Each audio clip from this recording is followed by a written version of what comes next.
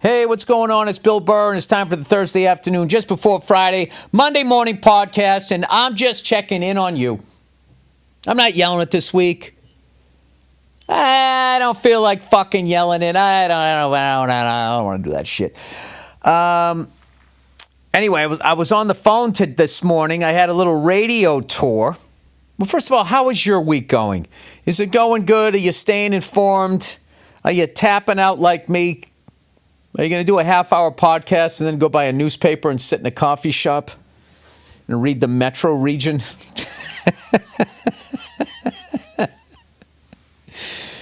I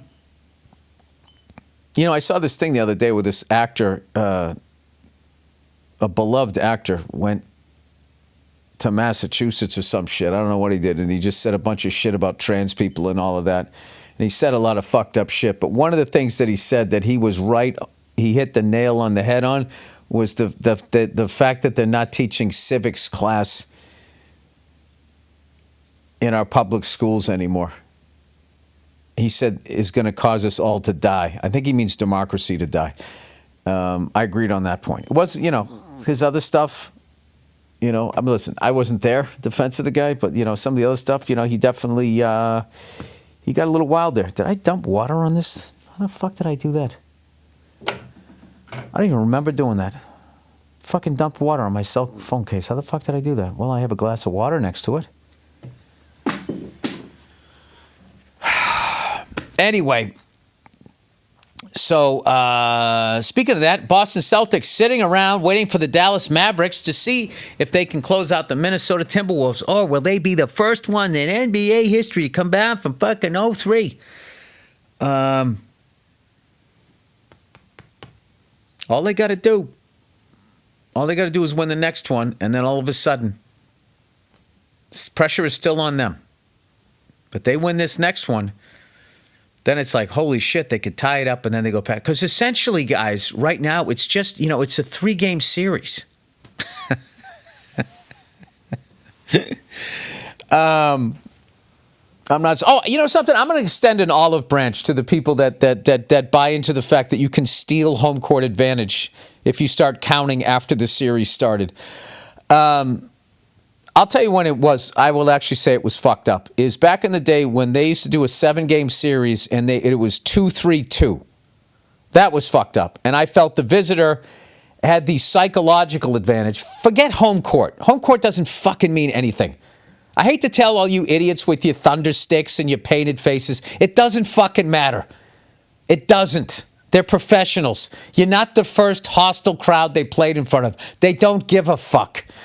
But anyways, what I would say is the 2-3-2, the psychological advantage was with the team with the lesser record. Because they spent a weekend, and then there's a whole week in their city and then another weekend.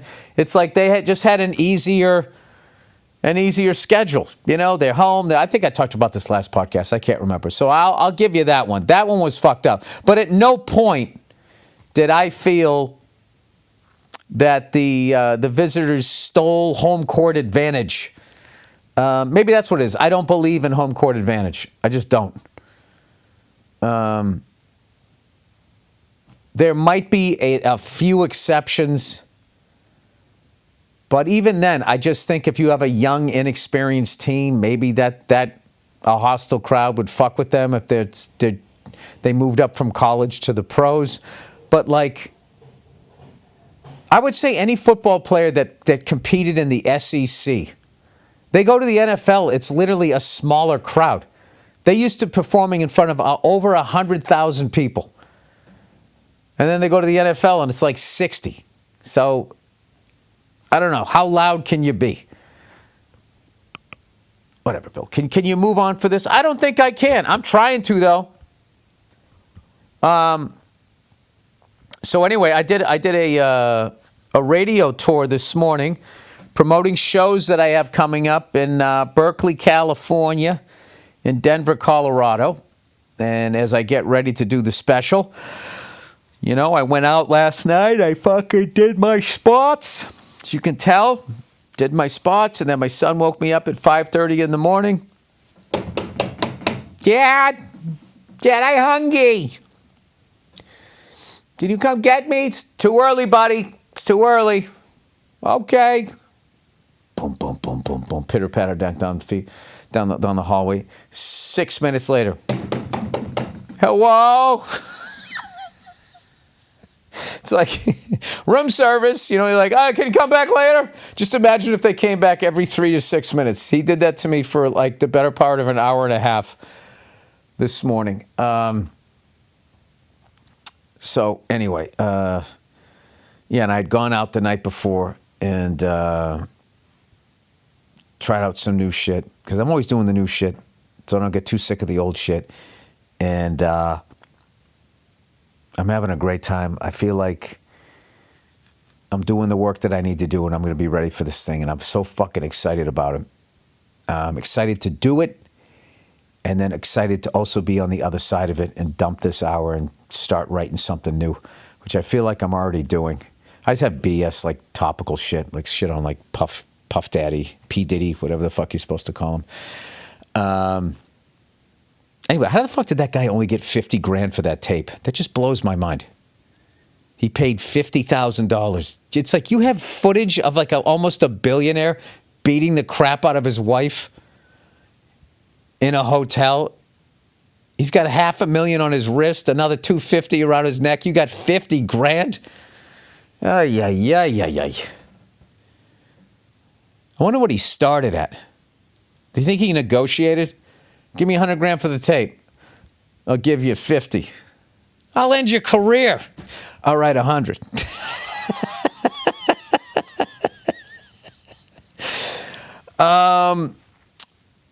I don't know. Maybe his bodyguards intimidated the guy. I have no fun. But he still got $50,000. They intimidated him. I don't know. And then why wouldn't you get rid of it? That's like serial killer shit. Anyway, but that will add to the whole, you know, people talking about how bad people are in Hollywood, completely ignoring the ones in their own fucking neighborhood. Or the fact that those people lived in their state before they came to Hollywood and whatever made them that fucked up happened in your state. I love how that works. So anyway, I did this radio tour this morning, and I did a sports talk radio show, and I'm already getting asked the Kyrie Irving stories. I'm telling you, you watch what they do with this thing. And this is like what CNN does with Trump, is they're going to go in and they're going to fucking hype this guy up and then talk about what an awful time he had in Boston, and they're going to show the busing footage, Charles Stewart, and all of that shit. They're going to completely ignore that the guy had problems everywhere he went. They're also going to completely ignore that there's racism everywhere. They're also going to completely ignore some of the questionable shit that he said himself.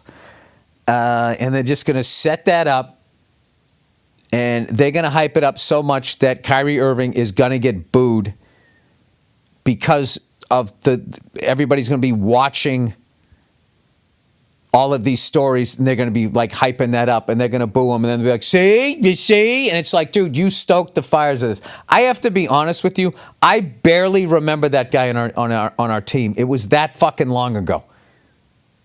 And he was only with us for what, a year and a half, 2 years? He was barely with us.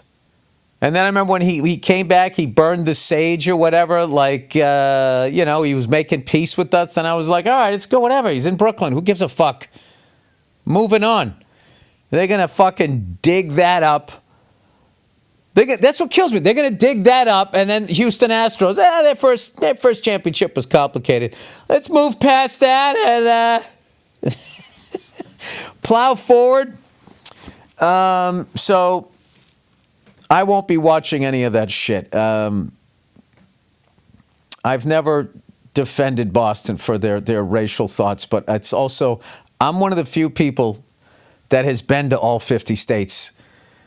All right, that's one of the cool things about being a comedian. So you get to listen to what they say on the news, and then you get to go out there and kind of bring it back a little more to the middle. Because there's a bunch of fucking places that all they talk about is the beautiful scenery and the great skiing, and they do not at all talk about the fucking the Klan membership in that state. So I know a guy a long time ago. I was working with this comic when I was in St. Louis. Black comedian. He was doing a gig in Idaho. And he called up the comedy club asking if he could get an escort over to the comedy club because they were having a Klan rally downtown and he didn't want to walk by it as a black person. And then they were just, that's it, those guys, they don't, they're just making noise. And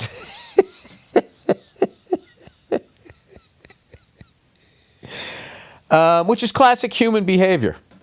It's not a danger to me, so, the universe is in between my head, so it shouldn't be a danger to you. And then also, I don't want to spend any time, money, or effort to get you the fuck over here. But anyway, if Kyrie Irving was going to Boise, Idaho to play in the fucking final or whatever, if they had a team out there, like that would be just like, they just show in the mountains and the prairies, and it's God's country out here. Folks out here, they like to stay to themselves. They're into nature. They're baking their own pies. They have southern accents for whatever reason. Always with the southern accent, Bill. I gotta let you guys know. A good friend of mine, Bobby Cannavale, the fucking the comedy juggernaut of the movie Old Dads. Has a new movie out with Robert De Niro called Ezra that is coming out on this Friday, tomorrow. So if you get a chance, go out there and go support that movie. I went to the premiere. It's a fantastic movie. And there's a beautiful, beautiful green Cadillac Eldorado in it.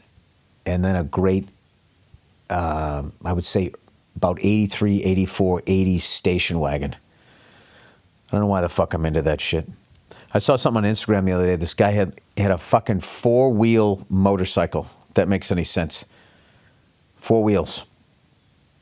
So it was like a one-person golf cart with no roof. But it was hauling ass.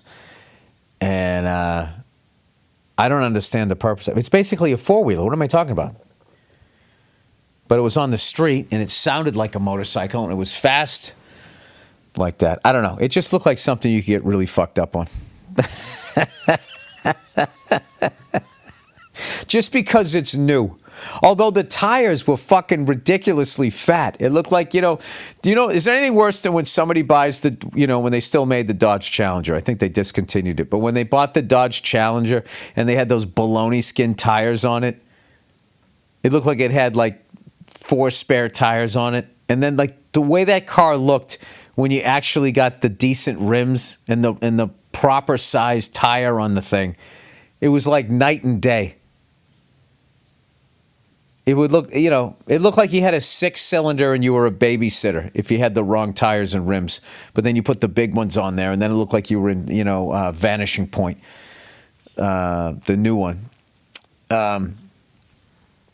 So, what did I do to my fucking phone now? I don't know. You know something? I actually saw this thing from George St. Pierre. It's really been helping me with my temper. He was just talking about road rage, and I'm trying to apply it in other areas of my life, which is when when you start to lose it, instead of giving into that, you take a big inhale, and then you take a big exhale, and this is the craziest thing after that. Then you smile. And I was like, do you just smile? You make yourself smile? That just sounded insane to me. And then I tried it, and it works because you're smiling as your brain is like angry. And then it just, how it works for me is it makes me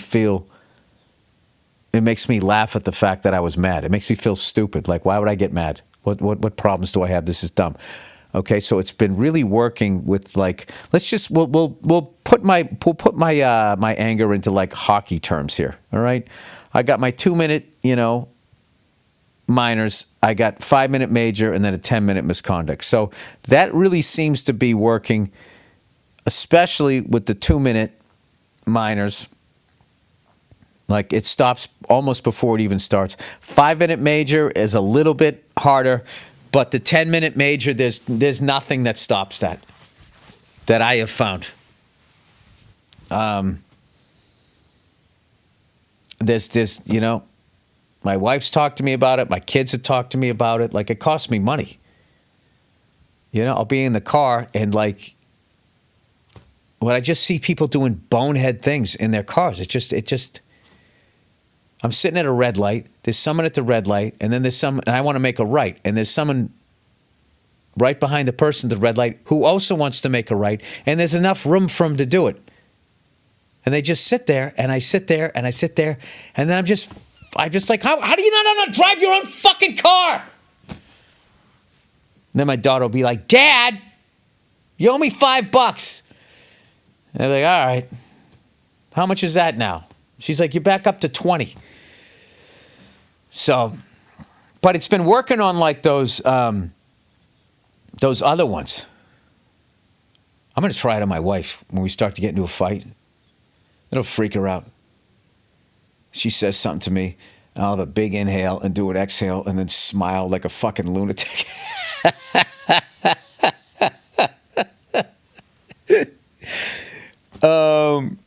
Here's one for you. Here's something I wanted to talk about.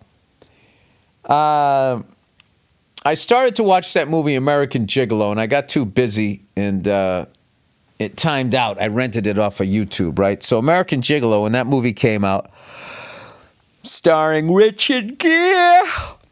It was a controversy or whatever, this male fucking prostitute or whatever. I don't know. I remember I was really young when it came out. I was like 11, 12 years old. And back when you could be an 11 and 12-year-old, you hadn't already consumed 1,000 hours of fucking porn like most of these poor kids.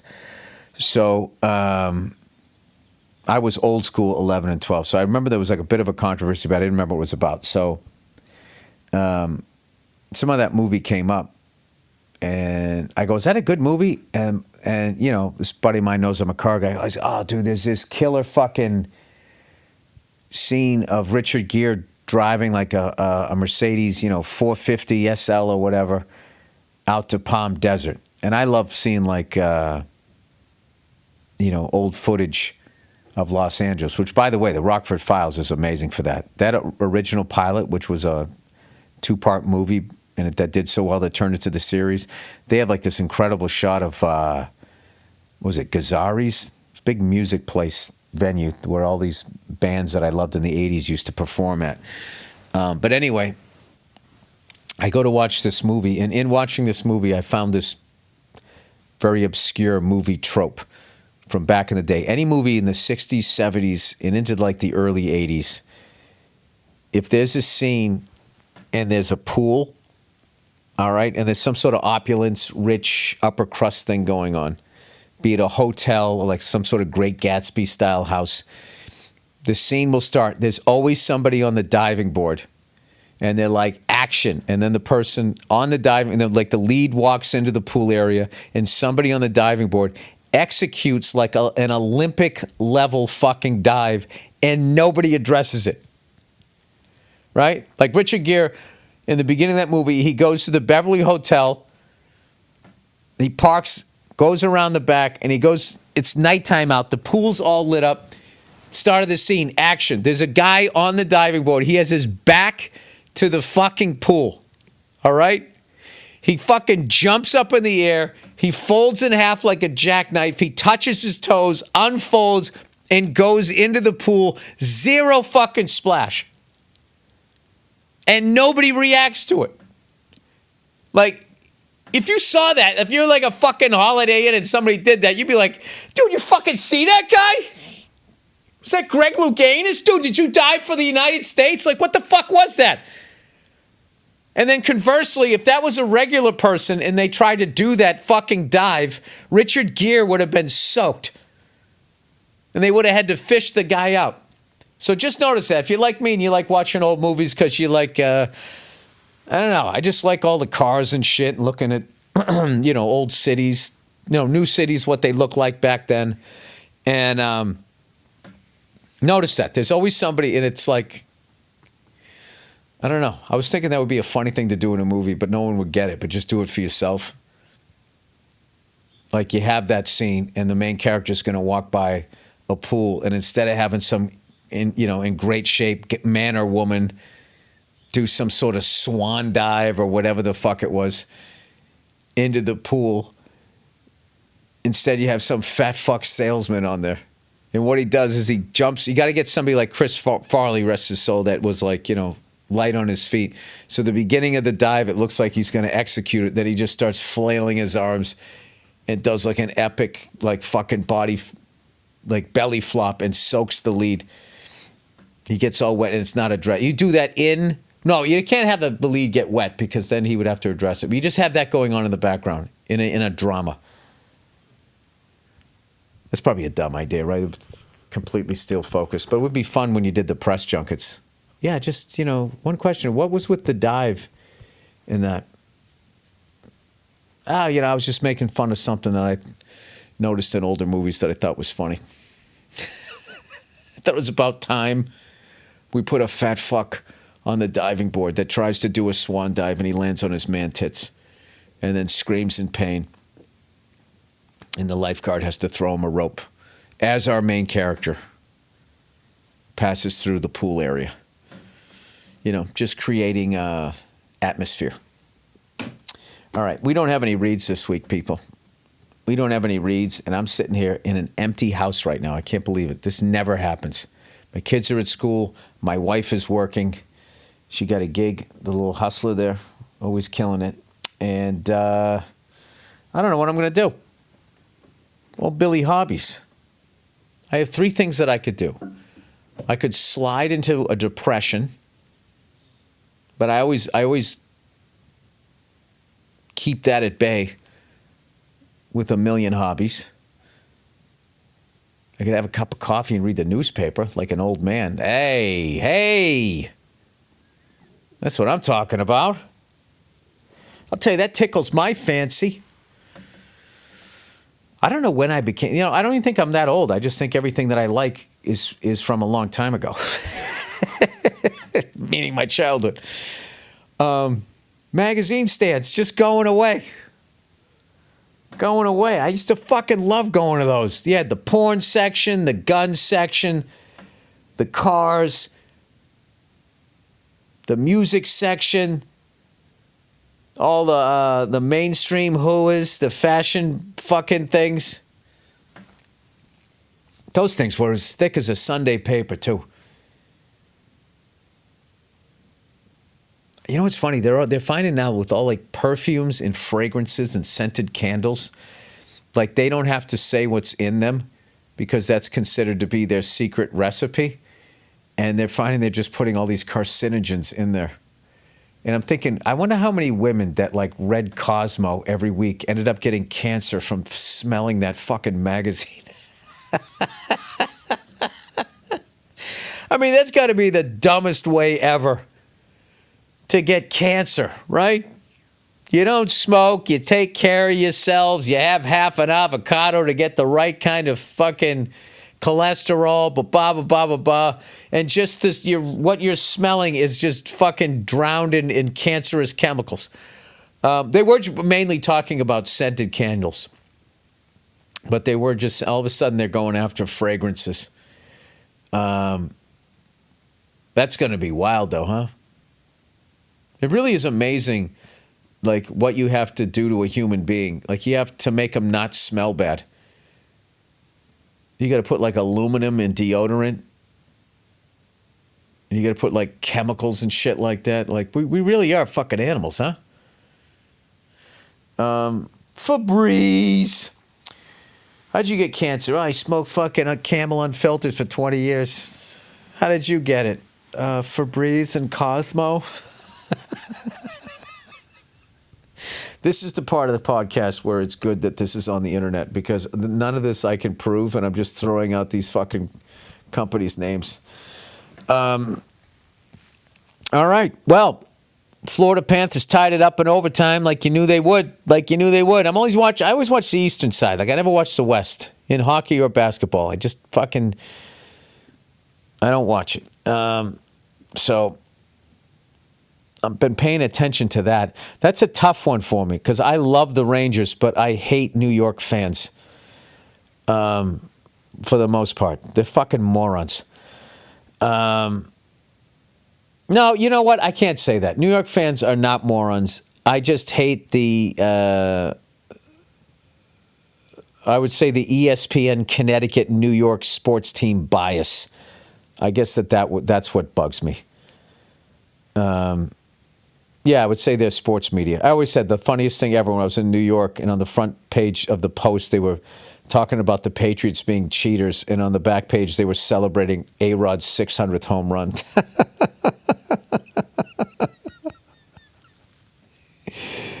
And I'm like, yeah, that tracks in the world of sports. You know, your team cheats, my team doesn't. All right, keep telling yourself that. That was funny. You know, I saw this great video of this player. I forget who it was who played with the Patriots, right? And he said how he hated Tom Brady and all of that shit.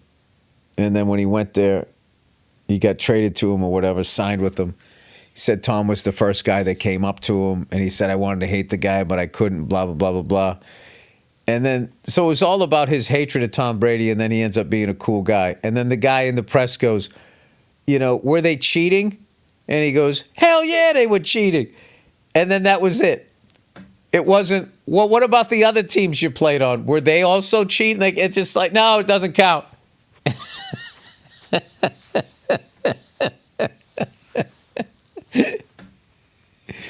The Saints had a bounty. They were trying to end people's seasons of their career. Come on. It's New Orleans. They're underwater. Give them a break. They're not winning anything. Crowd noise. Don't fucking worry. It's just, I don't know. I'm the only thing I can really just try to make sense of it is it's I think it's really like biased towards like New York. Like that's where all those great stations and everything were and everything, you know, it's the biggest fucking city and all that. And that's where everything comes out of. It doesn't really even do it in LA, I don't think. Like, you know, a lot of the biggest sports shows and all that are in New York. And that's just, I guess, the nature of the beast. I don't get it. So anyway, you know what? I think I'm going to cut the podcast off right there. You know, because if I did a read, that would have been 30 minutes, right? I mean, it's 27:36, 27:38. Look at this. All right. So, you know what's weird about the NBA is, like, if the Mavericks swept the Timberwolves, you'd still have to wait, like, I don't know how, like a fucking week for game one. So I don't know if that's because they've rented the venues out so much with music acts. I have no idea. Or they're just like, no, our season is going to be this long, whether you like it or not. So whatever. I hope the Timberwolves win. Just more basketball. I don't know. It's kind of a weird thing. I also want whoever we play to also be coming off of a long break because I don't want us to get too rusty. But it is good that Porzingis can get back healthy. I don't know. We will see. We'll see. I don't know. It is funny, though, people saying, do you think the Celtics are going to choke again? I always go, and who is your team? Going to choke again. We have 17 fucking championships. What are you talking about? We won one in 2008, 16 years ago. There's 30 teams. Like, we're not behind any sort of thing here. I don't know if you've noticed, but, like, there was some juggernaut pile-on teams that won, like, you know, just the Heat and the fucking Warriors alone. And the Lakers, I mean, those pile-on fucking teams. I mean, that's like 2, 3, 2, 5, like, I don't know, 7 championships right there. I mean, when Durant went to fucking went to Golden State, that was it. It was fucking over for 2 years. It was just fucking over. No one was winning shit. I don't know. It's a weird league. I still can't quite get into the NBA, but I'm obviously going to pull hard for the Celtics. But I find myself, even when Celtics games are on, clicking over to watch Panthers versus Rangers. But that's normal because everybody in sports, you know, you watch football, maybe you're into baseball, but when it comes to basketball and hockey, you got to make the Sophie's choice there. Anyway, all right, that's the podcast, everybody. Oh, Billy fucking, I don't know. I don't even know what kind of day I have. It's not a cheat day. Oh, fucking lonely ginger. All right, that is the podcast. Have a great weekend, you cunts. Enjoy the music that Andrew Themelis picked out, and we will have a bonus episode of the Thursday afternoon just before Friday, Monday morning podcast. Okay. Hey, what's going on? It's Bill Burr, and it's time for the Monday morning podcast for Monday, May 30th, 2016. How are you? How's it going? How are you? Oh, look at you. What are you doing for Memorial Day? Yeah? Yeah, did you fill up the above ground pool? Oh, God bless you. God bless you. I'll be over with a couple of Millers. You know what I've been drinking late? Stacy, yeah, over here. You know what I've been drinking lately? I don't know why. I started drinking the Coors Light again. Remember them silver bullets, fucking prom night? How many did you get in your clam? Oh, Jesus Christ. Happy Memorial Day, everybody. Thank you to everybody in the military for doing what it is that you do. So that morons like me can run their fucking yaps and not have a black van pull up and take me away to get re-educated. That's it. Happy day off on a Monday. They should have one of these a fucking month, you know? They should have 1 3-day weekend a month. If Donald Trump or Bernie Sanders would get on board with that. The two candidates that the people want. The people want to vote for either one of them two, and they're going to ram old Hillary right down your fucking old cuckoo clock face herself, right down your fucking throats. That's what they're going to do.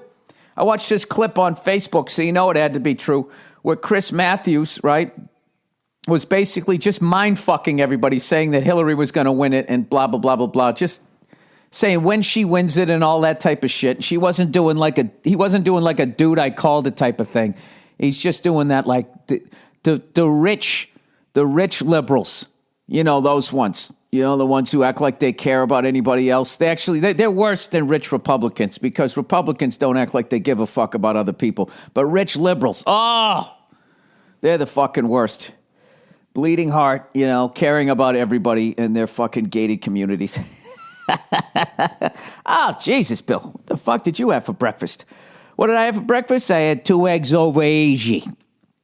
2 eggs over easy. And I always buy these eggs from this fucking Lilly's farm, because it sounds like it's some chick down the street who just has a hen house and she's making them for my neighborhood. But God knows, you know, it's some giant corporation. And I don't know what the fuck they're doing with these eggs. They have the thinnest / hardest eggshells ever. So if you tap real lightly, boop, boop, boop, in the bottom of the fucking pan, they will not break. And if you get, then there's one fucking sweet spot that you hit the fucking eggshell that will actually crack and it won't break the yolk.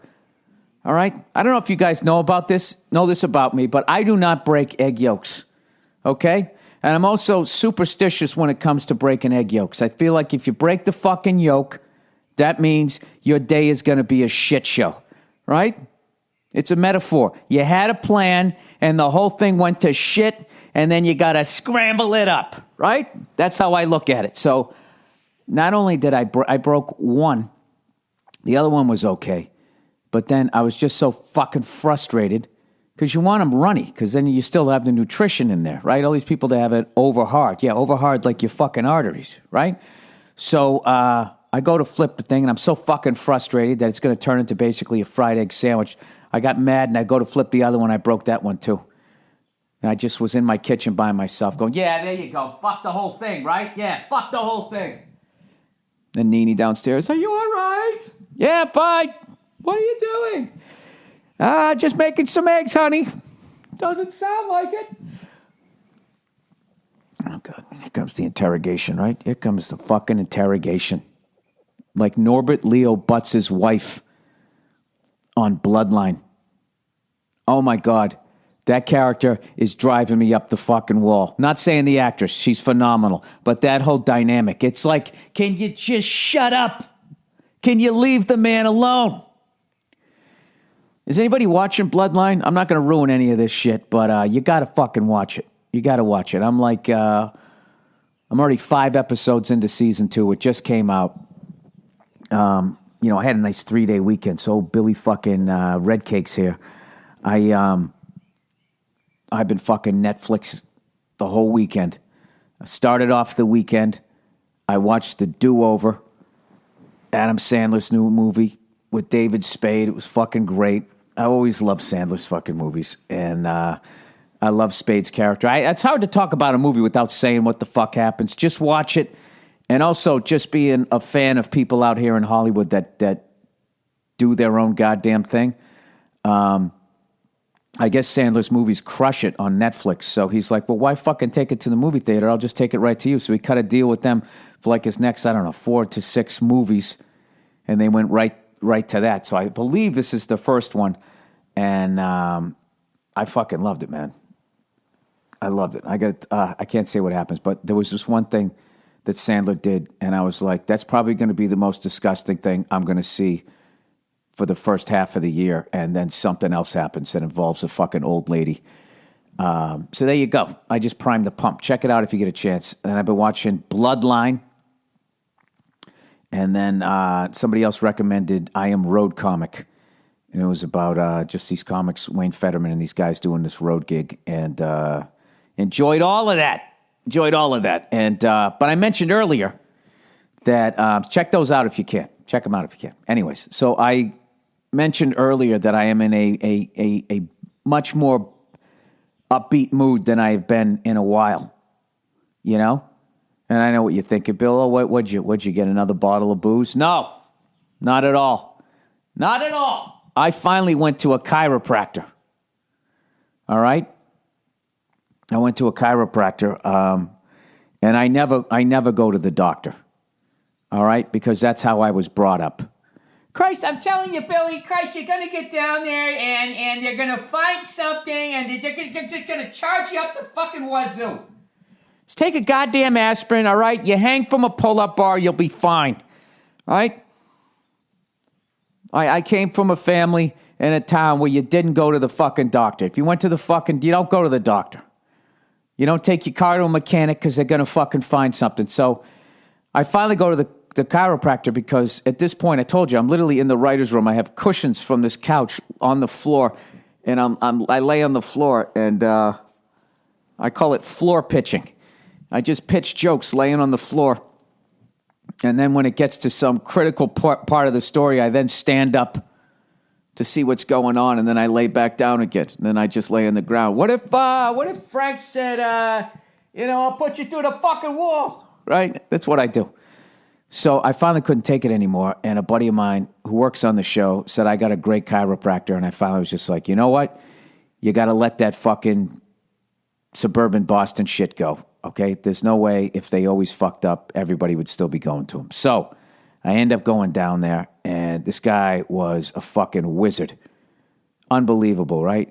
He literally, put his hand right in my lower back and was just pushing on my spine, like on one side of it, and was going, it seems like you have an older injury here from a long time ago. And I was like, yeah, how the fuck did you know that? He goes, I could tell because this is bulge. I had a bulging disc. And he goes, hey. I go, yeah, fucking when I was in 4th grade, I was into wrestling, and a buddy of mine knew how to do the figure 4 leg lock, and unfortunately, the only way to teach someone how to do it is to put him in it. And he put me in the fucking thing, and when I sat up to try to free my leg, that was the first time I felt something go out in my back. And then the next time was playing football freshman year of high school, pickup football. I didn't play organized. Because I got a D in math in 5th grade, and that was my retirement. Like when Jordan retired in 2003, except I won one championship, and I never returned. But anyways, he was able to fix all of that shit. I immediately felt better. The next day I was sore, and then over the weekend, like last night for the first time in 2 months, I was able to sit down for a significant period of time and have no pain whatsoever. And I just been doing all these stretches, and the biggest one is I've been doing that, the up dog yoga stretch for your, your psoas muscle in the front. I just thought it connected your top to your bottom, just where your hips were, and it ran perpendicular to your waist. I didn't realize that it came up and then kind of made like an S turn right to like the middle of your body. He was explaining it to me. I forget what it is, but like I've been stretching that thing and doing my Vietnamese gambler squat and a couple of runner stretch. And I think by this time next week, I should be right as rain. And dude, he fucking cracked my back. I didn't know he was going to do it. I was laying on my back, and he goes, all right, bring your knees up, bring them over to the side, just let it relax, let me have all the weight, and fucking right there, Fred. And I just started fucking laughing like, dude, what the fuck? Because I always thought it was like they were cracking your bones. I guess there's gas that they're releasing in there. I have no fucking idea. But anyways, I don't know. I that's something I always have to remember, that just because something's a racket doesn't mean that there's not somebody that's really good at it. You know what I mean? Like, think of the reputation that comedians have. We don't have a good reputation. We're on off stage.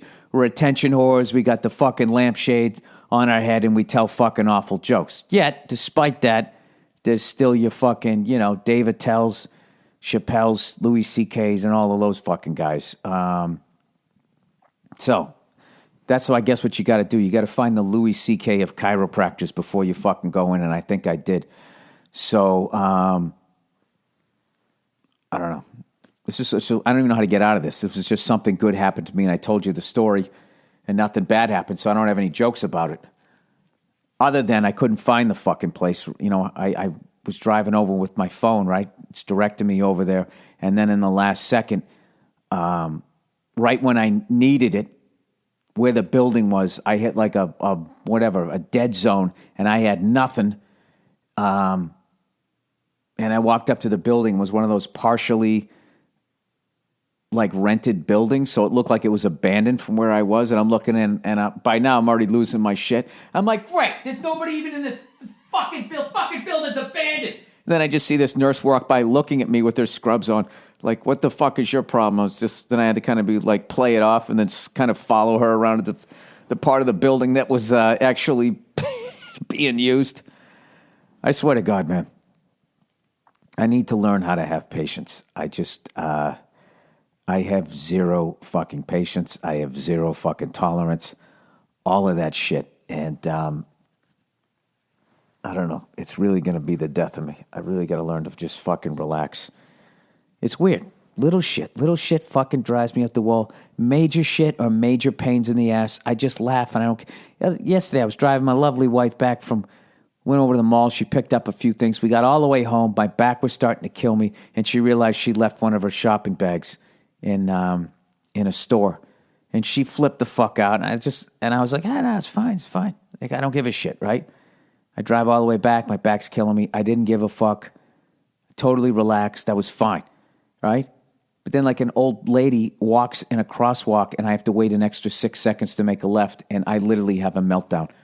For the life of me, I can't figure out why that is. But anyways, speaking of great stand-up comedians, Doug Stanhope put something up.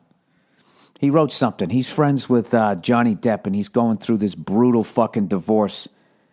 And I just want to give him props for sticking up for his friend and everything and saying something, because you know what's really so fucked up? All right?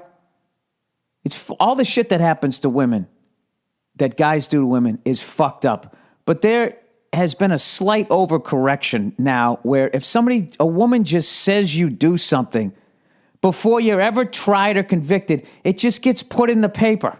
It gets put all over the internet, and then all you fucking morons, or 90% of you on the fucking internet, just take it as truth.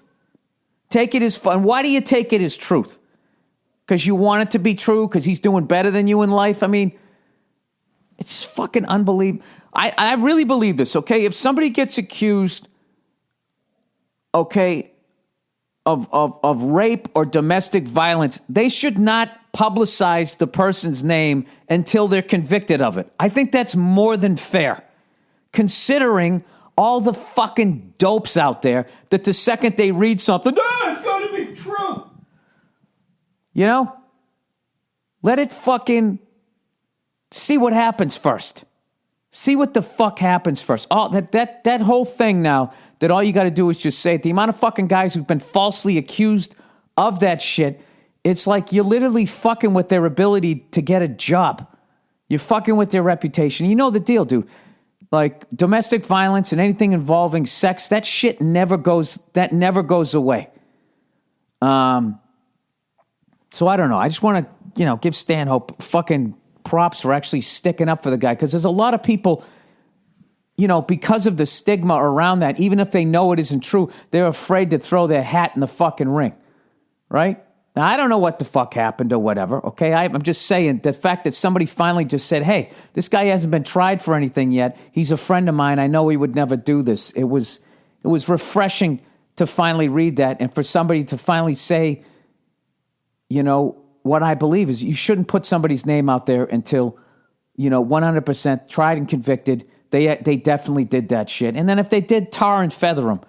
But to do that to somebody, and also to give that weapon to somebody that they can just fucking say that and blackmail you with that and really destroy your reputation, I don't know, it's fucking reprehensible. So there's another thing that isn't really funny. It's like all those Duke lacrosse players. This shit, they just fucking faces all over the fucking... And to this day, despite the fact that they were totally vindicated, despite the fact that there was the 30 for 30 talking about how bad they got railroaded, despite all of that, that's still going to affect their lives. There's still going to be somebody going, yeah, but something happened. Somebody when they get mad and they got nothing else to say, they're going to call him a rapist or something like that. You fucking know that they're going to. So, I don't know. It was good to see. And of course it was Stanhope. Stanhope's a good fucking man. As is Johnny Depp, by the way. A few times, he's a big stand-up fan. He comes out to shows. He's fucking humble as hell. Gentle, one of the most gentle fucking people ever. You know what I mean? Look, listen to me. Listen how the fuck I talk. You know what I mean? You'd understand it if it came, somebody said that about me, that he fucking snapped like Posey and fucking Dirty Dozen. I don't know. I barely know the guy. I've only met him a few fucking times, but like, I really tend to believe what the fuck Stanhope is saying. And I 100% believe that you should not be putting somebody's fucking name out there just because somebody said it. It's fucking unbelievable. This fucking state is brutal. She's going for fucking spousal support, Going for fucking spousal support, which means he's got to pay her for like the rest of her fucking life. She married the guy for 15 fucking months. And you know what kills me about that person? She's going to fucking go to the Beyonce concert, right? All the ladies independent. And you watch her throw a fucking hand up. Oh, that shit gets me heated. All right, here we go. Is there any fucking ribbons for guys falsely accused of rape and domestic violence? Do they get their month? Will the NFL wear a color for them? Of course they won't. They don't give a fuck. Anyways. All right, here we go. Let's talk about that Game 6. Holy fucking shit. Game 6, OKC, Golden State Warriors. And when I say holy fucking shit, not only do I mean it was a great game, I mean holy fucking shit. You guys are going to have to sit here and listen to a man who never watches basketball talk about basketball. Actually, I watched the most I've watched this year, and I watched the Celtics mainly. Fucking brutal, man. I'm not going to lie to you. I always root for the underdog, so I was going for OKC, right? And, Golden State got theirs last year. I've been to a home game of the Thunder. The fans are fucking unreal. And I love their stadium. It's like a college stadium. It's not like fucking triple-decker luxury boxes like down the Staples Center, which every time I go in there, there's a part of me that gets really sad for like true Laker fans, true King fans, true Clipper fans, that they got banished that fucking high up. It's fucking ridiculous. They got a goddamn nightclub in there. Where you can hang out afterwards. It's the stupidest shit ever, right? And meanwhile, all the real fans that have been hanging out. The only real fan in the lower level at the Lakers game, you got two, Diane Cannon and Jack Nicholson. They've been there for fucking ever. And I think it was Jack first. But anyways, and I saw Kevin Durant play when he was still, I saw him at Key Arena when he was still with the Sonics. And I was at that game when OKC was playing the Miami Heat, and Chris Bosh got in one of the Thunder's guys' faces. And Durant immediately walked over and said some shit and broke it up. And then he was really fucking, looked like not yelling, but just laying down the law to his teammate. And afterwards they asked him what he said. He said, I just told him there's a lot of phony tough guys in the league, and that guy's one of them. And right there, he was like 22, 23 when he did it. I was like, yeah, you got it. You can't not love that guy, right? So I'm rooting for these guys. And it's the classic fucking thing about a team that knows how to win, another one that didn't. They had those they actually won the fucking game. They had I can't say they won. They had it won. They were up by 7 with 4.5 minutes left, and they were playing like they were down by 15. And fucking the Warriors, they were like this patient, when you see when a python grabs something and it wraps itself around you and it just chilling. And every time you exhale, it just fucking goes a little tighter and a little tighter, and then you're like, you can't even fucking breathe, you pass out and it's over. That's all they did. If you rewatch that game, they never increased the tempo of their game. They just they were like Jason in Friday the 13th. When someone's running away? OKC was the victim, running away, looking over their shoulders so they're tripping over logs and shit, and they just fucking walked up on them, and that was it. Fucking machete to the back of the neck. They were playing like they were down by 15 when they were up by 7. And then they just started coming down the court. They stopped passing the fucking ball, and that was one of the most devastating losses I've seen of a home team in a long fucking time. They just ripped their hearts out, fucking held it up to their faces, and then threw it in the crowd. There was dead fucking silence, except for those 20 unbelievable, stereotypical jerk-off California sports fans that hung around. They are the fucking worst. Not all of them, but 80% of them. They are the fucking... Maybe there was a touch of the YOLO douche that was fucking going on, right? The white guys with the hat to the side, and two of them DJ, right? They were standing behind all of the fucking announcers there. Nia killed me when we were watching it. She was fucking making fun of Shaq. She said he's wearing this big blue suit, this big round head. She said he looked like one of those talking M&Ms. Anyways, but Jesus Christ, Klay Thompson, my God. At what point are you going to cover the guy? This is what's so fucked up about the NBA. When what was fuck his name? When Steph Curry goes down the lane for like the 50th fucking time, a little crossover here, little Dan, whoopie whoopie doo, and he's in the air. Back in the day, you would have got fucking brought down to earth on the back of your head. That would have been it, and everyone would have stood up and pushed and shoved, and nobody would have got ejected. He's fucking that's something, because I watched very little basketball for a long time during my stand-up career, and I just cannot believe the way you can just coast down the fucking lane. You know what I mean? Back in the day, if you tried to go down the lane, you had to be a fucking man. You knew you were going to, you could get away with it once, maybe twice, and then that was it. It was like when Michael Vick was running around as a quarterback. You knew eventually one of those linebackers was going to have an opportunity. And it was going to, if you're a running quarterback, eventually, it's almost like considered like, I feel it's considered like a cheap fucking play. Like, we got you guys covered, you know what I mean? And then you're just going to fucking, run and then fucking slide on your ass for a first down. That makes people mad on the defense. And eventually, you're not going to have time to go down, or they don't give a fuck that you're going down, and they're going to take the fine. And I'm amazed how that has been taken out of the fucking game. These guys just glide. Watch, I want to say when McHale hit Rambis, I don't even know if there was a foul. There must have been a foul, but nobody was ejected. That would have been like, what I don't know, whatever the suspensions are nowadays, 3 to 5 game suspensions. But anyways, Klay Thompson, Jesus Christ, the fucking guy was unconscious. And I got to tell you, man, the only reason why I think OKC can win Game 7 is nobody thinks they can. And that always makes me feel like Vegas is going to win a ton of fucking money. I actually have a bet. I called in the I Am Rappaport podcast.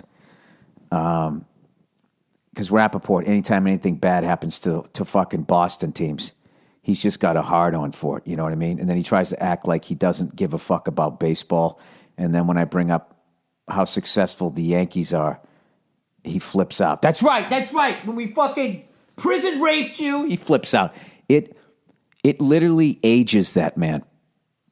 What has happened over the last decade and a half, what we have accomplished with only 4 teams, even our fucking soccer team, if you want to throw that in, right? Even they won a championship. It absolutely fucking devastates that man.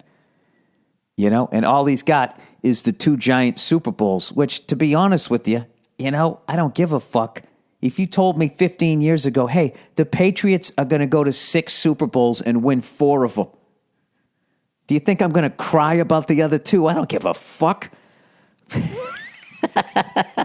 4 and 2, I'll fucking take that. You know who else would take that? The fucking Giants. If they could have gone to 6 and won 4, and why wouldn't you? Well, you know something? They would probably say winning 2 against the Patriots was better. And I would actually believe that. So whatever, you know what I mean? But that's the kind of sports fan I am. I don't have this blind hatred, you know? This is the thing about me. As much as I sound like I'm upper deck, I'm really not. I am the way I drink. I am the way I talk, the way I curse. I am an upper deck guy. But I am a logical son of a bitch. I'm not saying I'm box seats. I'm on the mezzanine level. Okay? I'm just that much closer to the field. Now, Rappaport is upper deck all day. All fucking day. And if he hears this, he's going to say he's actually proud of it. Rappaport's that guy at the top of the fucking stadium going, is anybody looking? Is anybody looking? And he fucking takes a piss up in the corner. You know what I mean? He actually really is more like a Philly fan than a New York fan. He can't help it. He just can't help it. The man has, and when I hear his hatred towards Boston sports, and when I hear his excitement every time they reinstate the Brady suspension, it just makes me, I can't even tell you how happy it makes me that there's a New York sports fan that is experiencing this level of joy that something bad is finally happening to a Boston team this century. It never used to be that way, you know? You know what New York sports fans are to Boston fans? They're like your big brother that used to be able, that could beat you up until you were about 14. And then you finally kicked his ass, you know, threw him down the flight of stairs, you know, you felt him quit, and it's fucking over, you know, but it's never over because you know at some point in your 30s, something's going to happen at like a family reunion, and they're going to come at you one more time, right? You just give them the old front face lock, right? And do a back body drop, and then it's fucking over. Once you hear their body hit that linoleum floor, right? Their ankle just clips the counter. They're fucking done. I love Rappaport, you know? All right, he's another pasty fucking human being who's out of his fucking mind, just like me. All right, let's read a little bit of advertising. A little advertising here for, and when I say little, I mean little. We only got 2 reads, everybody. Oh, when you try to make the reads funny, there goes the honey, right out the fucking door. All right, let's get back to the podcast here. All right, so old Billy fucking Fat Cakes. I'm in a writer's room, and I blew out my fucking sciatic nerve, right? So I have not been working out, and I've been trying to eat the best I can, but I finally bit the bullet and stepped on the fucking scale the other day, and I was 183. So my fighting weight's 172. I went down to 163 last year. I knew I couldn't sustain that. That was like my emaciated fucking, underwear model weight. But I still, no, there's never been a redheaded underwear model, a male one, I don't think. But there's always a first.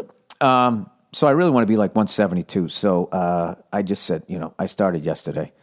I got my birthday coming up on June 10th, and there cannot be an 8 anywhere in my body weight on my birthday for life. I've just decided that. That's it. It's not fucking happening. So this morning I was 181.6. I got my gym right outside. My back's feeling good. I'm actually doing fucking legs and eggs today. Right? Legs and eggs, the foxy lady. Hey, guys, come on down for legs and eggs. Right? I'm fucking doing some squats. And, dude, the gym is the shit. The fucking speed bag, the atomic holds, the pegboard. I just walk right up. I want to fucking bench. I don't have to worry about anything. I got a wireless fucking speaker. Right? I actually don't. I have this... I got this other thing. It looks like a Marshall amp. Looks like the head of a Marshall amp. And you just plug your phone in there. And I just crank like fucking AC/DC and fucking all the shit that I love. Guns N' Roses and all that. Like back in the day. And my goal is, one time in my life did I ever put up 225. And for you meatheads left over from the fucking 80s, 225 was the shit, because that was 2 45-pound plates on both sides, right? And you just brought it down and right back up again.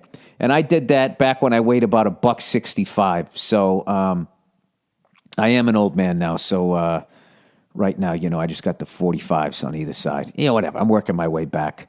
And I also know how to build myself up without hurting myself. I always make sure, if I'm going to go 20 pounds up, that I can do 20 pounds less at least 6 times.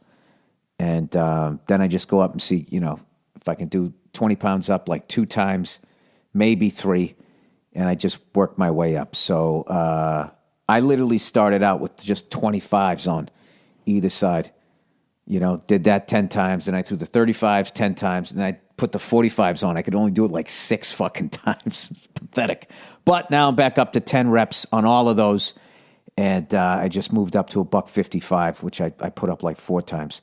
So I should have my 80s body back soon, where you just totally overdeveloped up top, and then I have my chicken legs.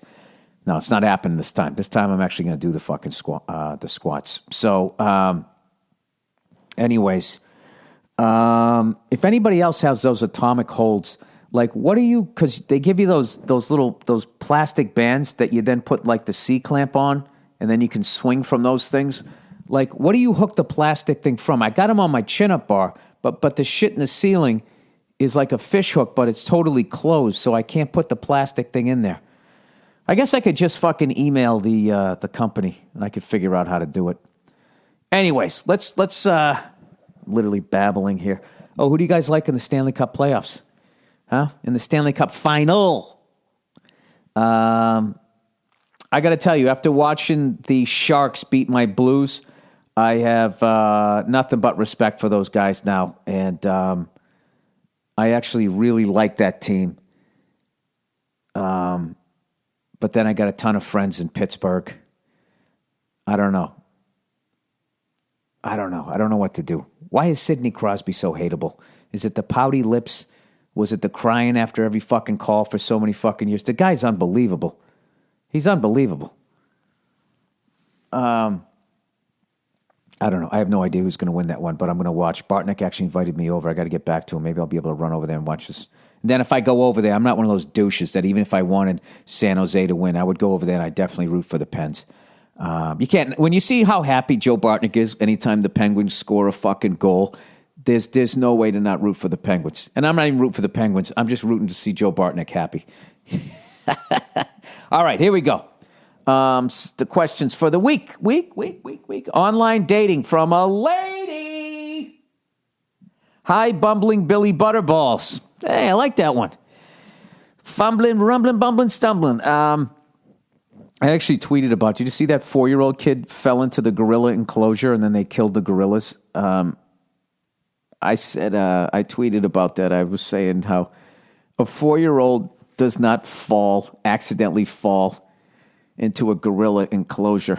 I wrote, that was a fumble! Hashtag Chris Berman. Oh, Lilly, there's a fumble! The gorilla's got it! All right, I am a 26-year-old lady, and I met this guy I am really into on an online dating app. I am not on the app for hookups and don't think he is either.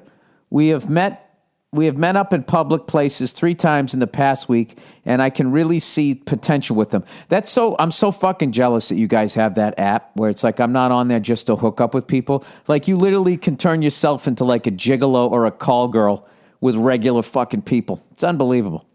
He said, we have met up in public places 3 times in the past week, and I can really see potential with him. I haven't been to his actual apartment yet, but met him once in the parking garage of his complex. That sounds like a blowjob. Sorry, I shouldn't have said that. He wants to hang out and watch a movie at his place. I'm not a prude, naive, or getting any weird vibes or red flags from him. I just don't want to put myself in any potentially dangerous situations or give him any false signs. How soon is too soon after meeting someone online to hang out at their apartment? Dude, what the fuck? I don't know. I have no idea. You don't sound comfortable, so I wouldn't do it. I think if you're going to spend time alone with him for the first time, I would do it at your place and have 911 dialed in the phone in your hand. I mean, I don't know if you're getting this kind of a creepy vibe. Are you getting a creepy vibe because you met him online? My advice is I would not go over there anytime soon until that whole fucking vibe goes away.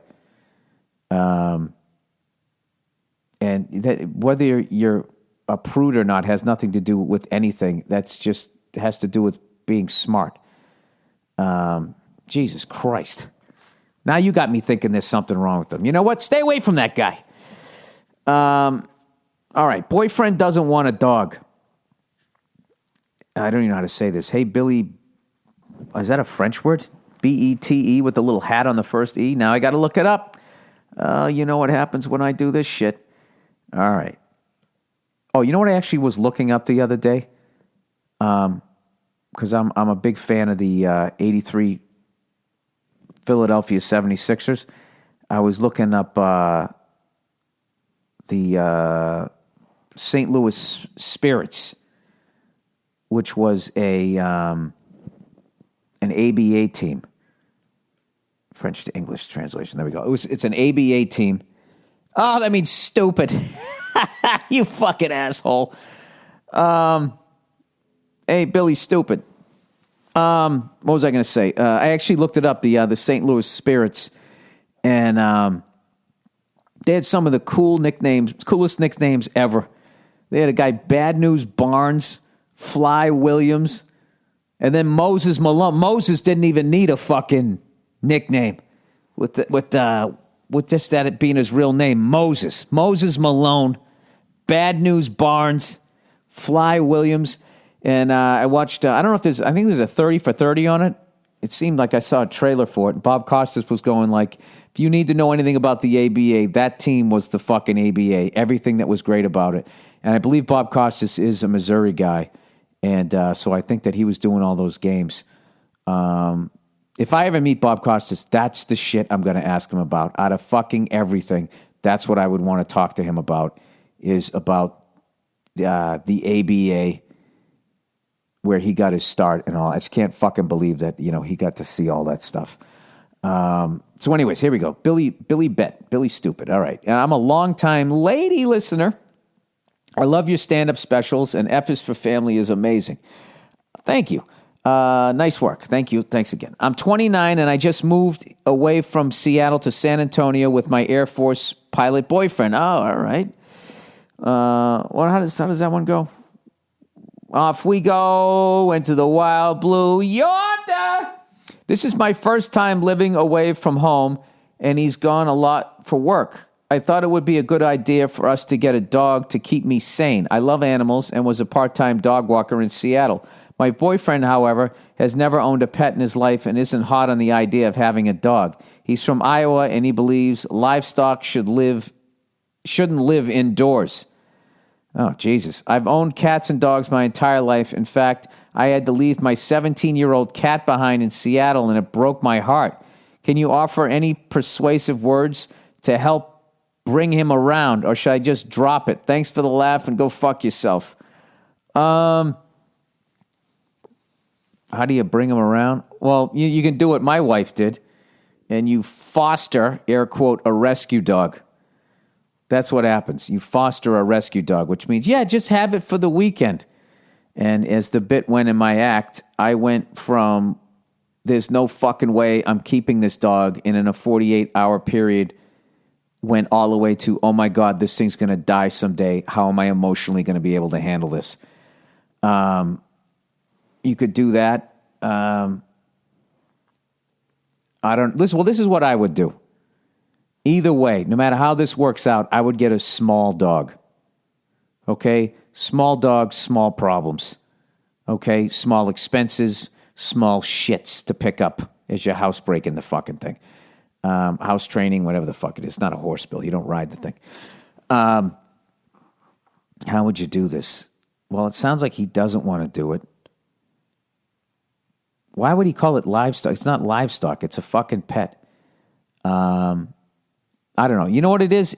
This is the thing. If you foster a dog, this is what's going to happen. So this guy grew up on a farm, or he grew up in Iowa. This is the thing. When you fucking come home on a farm, a cow's not flipping out and excited to see you. Neither is a horse. They can do little things, but nobody gets excited like a fucking dog. You know what I mean? It's like Dick Vitale. Oh, baby! He's a primetime player! Right? Every time you come home, your dog flips out like you just dunked the ball on a fast break and the other team called timeout. That's the way your dog fucking reacts. Now, I know from experiences when I was just a boy and I would walk to school and I used to feed this horse every day on the way. Bill, is this a Tom Sawyer movie? No, it isn't. This was my childhood. And I remember one time it wouldn't come over, so I walked away, and when I looked back, it was doing that walk where it was nodding its head and flipping out for whatever fucking reason. It was like playing hard to get. So I know that they can, I guess on some level, show a certain level of emotion. But like, I think maybe, I don't know what kind of dog. If you get a little dog that has a nice mushed up face, you know, maybe like one of those French bulldogs. Something that snores and farts. Your boyfriend can find it funny. I have no idea. Maybe a dog like that, but I find it hard to fucking believe. Unless he grew up on a farm, and anybody who grew up on a fucking farm on a certain level, like they got this cold-bloodedness to them. You know what I mean? They've just seen too much.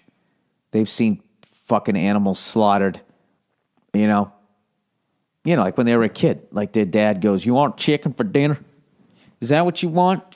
Quit your crying. You want chicken for dinner? All right, you come out here. You come out here, right? Come on out.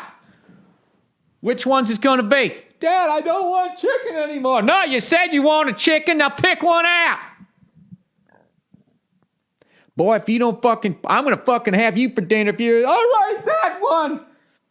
Then he fucking just grabs it, puts it on the chopping block, and then hands that kid the fucking cleaver. Go on, do it. I said, do it! Right? They lived through that at like the age of 6. So they don't look at animals the way we do. And I got to be honest with you. I remember one time I saw this guy shoot a fucking cow because it was bullying the other fucking... It was shot a steer because it was bullying the other steer. They couldn't figure out why they'd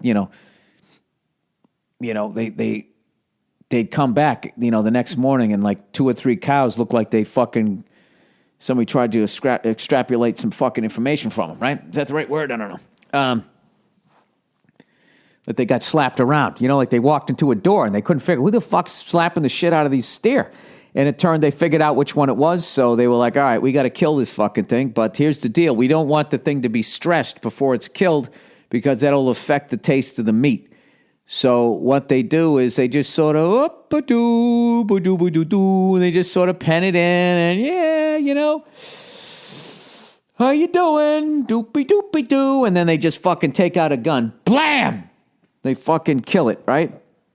And I was like, oh my God. So then the guy had like this tractor, and they tied up the back of its legs. They tied up its back legs, and then they just lifted it up off the ground. Then they gutted the fucking thing. All the blood's pouring out, all the fucking entrails, and I'm just sitting there going, oh my God, I'm never eating meat again. This is fucking horrific, right?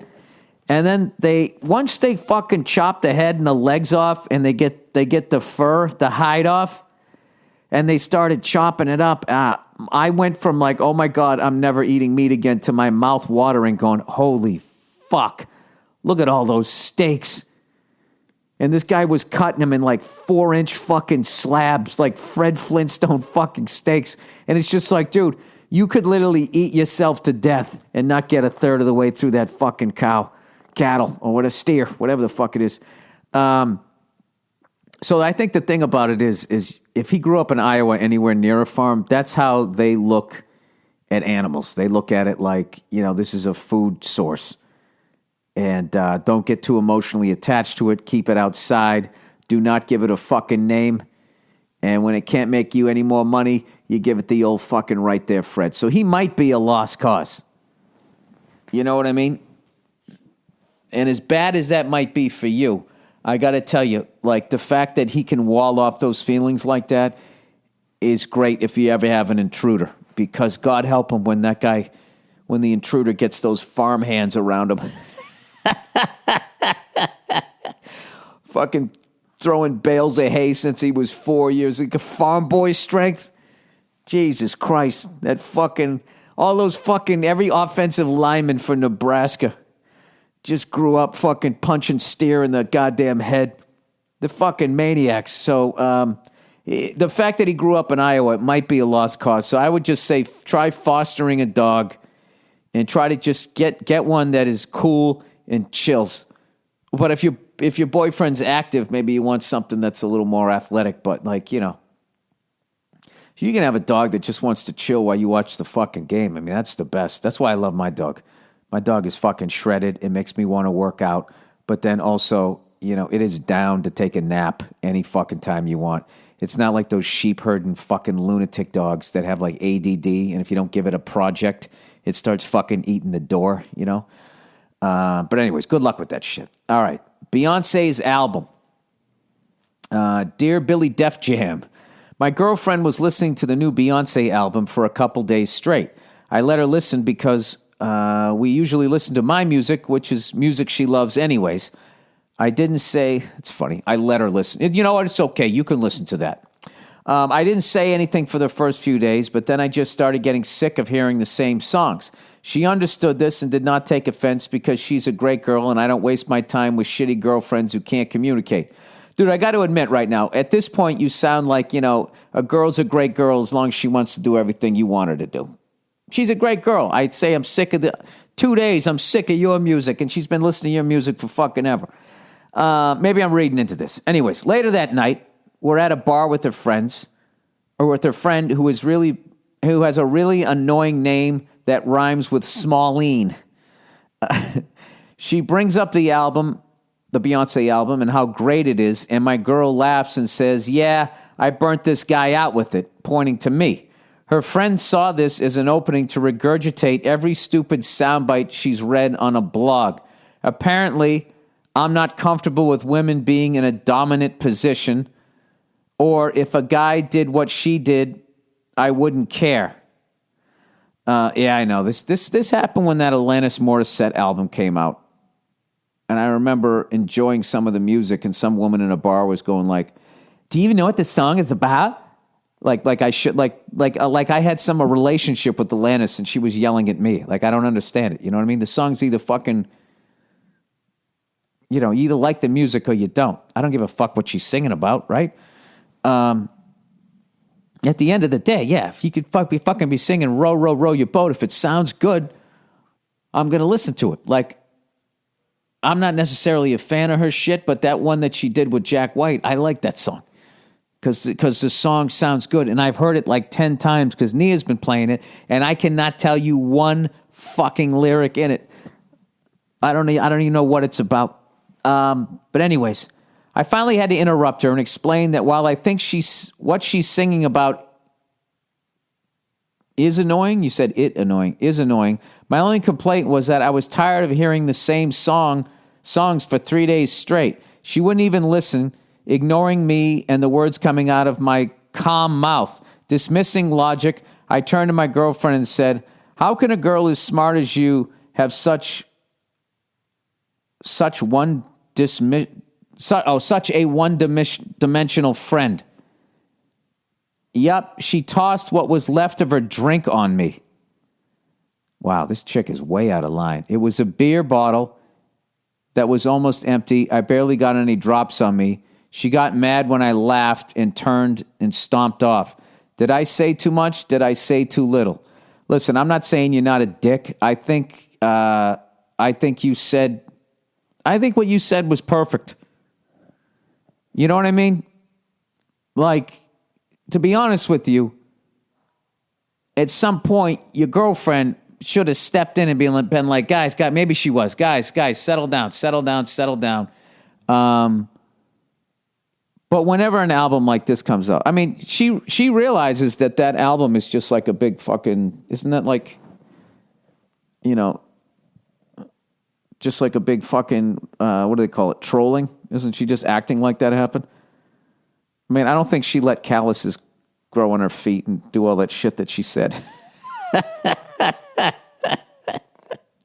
She always looks like she just came from the spa, and I don't give a fuck what that guy did. I don't think she's interrupting that.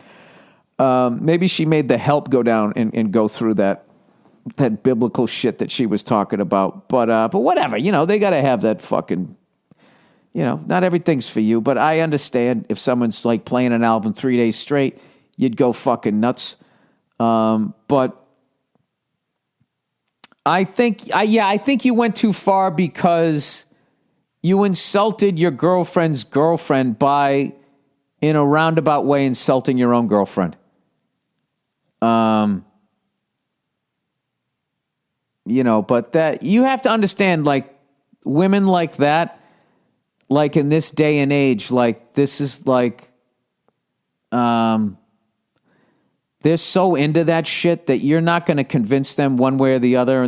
That's like the type of person that acts like an asshole and just goes, guys are intimidated by me. And at no point are they ever examining like their own behavior. It's like, did I tell you what, guys, when I was in Seattle, when that woman came up and fucking slammed her hands on the stage because like the stage was up to her chin, and it scared the shit out of me because I couldn't see anything because the lights were on. I thought someone had jumped on stage. And I felt like that jolt, like right before you're going to get into a fight. And I looked down, and there was this woman, screaming at me or whatever. And I just said, first of all, she was standing there forever, and no security did anything. And I joked. I said to the guys in the crowd, be like, dude, how many times would we have been choked out at this point and dragged out of here and thrown into fucking traffic? This is one of these women privilege moments where you can just disrupt a fucking show. And she's been standing there yelling at me for like 30 seconds and nobody moved to do anything. And then finally I just said, ma'am, can you please take your seat? And she goes, oh, I'll take my seat, but I don't need your permission, is what she said. And it was just like, it's like, all right, I get it. You're a feminist, but like, you're applying it like, in this instance, I'm not the bad guy. You're the asshole. I know you have a vagina, so that makes you this terminal victim in your fucking world, and that you can never be in the wrong. But believe it or not, at some point you can be the fucking asshole. And what you did was you remained calm, which is the way to beat anybody in a fucking argument. Is as they get heated, you just stay calm. And when she had nothing else, she threw her drink at you and then fucking stormed off. So it was weird. You won that argument, but you owe your girlfriend an apology because you made shit weird between her and her girlfriend, and you kind of insulted your own girlfriend in a way. Having said that, I applaud you for saying that because that's fucking hilarious. And I actually wish I could have seen that. Because anytime those types of songs come out, there's always that type of shit of like, you know, oh, you're just saying that because this, you're just saying that because that. And, you know, I don't know. You know what I don't like about that shit is then you just have this built-in fucking excuse. So it's like, oh, so you're never in the wrong. If I call you out and say, you know, X, Y, and Z, it's because of my own issues. It's never you. Jesus Christ, that takes me back to Daisy Buchanan's in like 1990, whatever, when that Alanis Morissette fucking album came out. All right, here we go. Boxing or porn? Jesus Christ, there's a fucking wide variety on this one. Dear Bill, I'm facing a dilemma in my life, and I was hoping to gain an outside opinion. I'm a 20-year-old male, and I've always had aspirations of becoming a professional boxer. However, I have a problem. I fear that I'm addicted to sex. What? I already don't believe this. This is such a fucking left turn. I don't even believe. This is causing problems in my relationship with my fiance. I'm absolutely in love with this woman. She goes out of her way to make me happy. Sorry, I got the hiccups. I wolfed down my breakfast before this. She goes out of her way to make me happy, sacrifice so much just to be with me, and also pleasures me often. Gross! Why couldn't you just say you have a wonderful sex life? Pleasures me often. I got to picture you with your head thrown back. Why would you do that to me, you cunt? All right, the only problem is my sexual frustration with her. We have passionate sex many times during the week, but I still want it even more, eventually ending up growing angry and resentful towards her when she doesn't want to. Jesus, dude, go rub one out. And later feeling like an asshole. This brings me to ask myself, should I just fuck for a living? My fiance and past partners have always complimented me on my performance in bed and my stamina. Jesus Christ, this guy's going hard on Memorial Day. Should we have a parade for you? Going up to 3 hours on occasions. I love the sport of boxing and have always worked toward that, but this problem I have sometimes just makes me want to drop everything and go fuck the world. Any advice? This is real or fake. This is great. Any advice you have regarding this problem, my relationship or career path will be greatly appreciated. Thanks, and go fuck yourself. Well, look, if you're boxing, you're in great shape. You know, I don't know if you got the porno dick or not, but you definitely got the stamina. But, dude, you don't want to go into that world. If you have other fucking options, you don't want to go into that world. And, you know, there's very few, like, the people who seem to make the zillions of dollars, which is still really hard to do at this point because porno has become free, seems to be the women. They seem to be the ones that can be a star just because guys watch, I guess, way more of it. So I would say, Jesus Christ, am I going to tell you to go get your head kicked in or fucking go join the dark world of porn? I would say boxing. This is what I would do if I was you. You know, you usually say if you look, dude, you know something with your fucking sex drive. They always say, you know, boxers right before a big fight they abstain from sex for 10 days, dude. You know, your only problem is you're gonna be coming in, then your balls are gonna feel like they're fucking through the tarmac, whatever the hell you call it, the squared circle. Yeah, I say you keep fucking boxing. You abstain from sex, and hopefully you're good at boxing. You know, that's not a fucking good profession to just be okay at, because you're gonna be fucking, you know, your brain's gonna be mush. Why don't you try the UFC? At least you got a chance of you can tap out. You can just get. I'm not saying you don't get knocked out, you don't take a bunch of headshots in the UFC, but I mean, you can get, you know, an arm bar. I'd rather have an arm bar than be knocked out, because you can tap out before they pop out. You dislocate your elbow. You get choked out which sounds horrific to me, but every professional fighter I've ever seen is like, dude, I'd much rather get choked out than knocked out. You just go to sleep, and then the ref stops it. You're fine, right? I got to tell you, that's one of the oddest questions I've ever had. I don't know, dude. But God help you. If you become successful as a boxer, you're going to become famous, and God help your relationship then.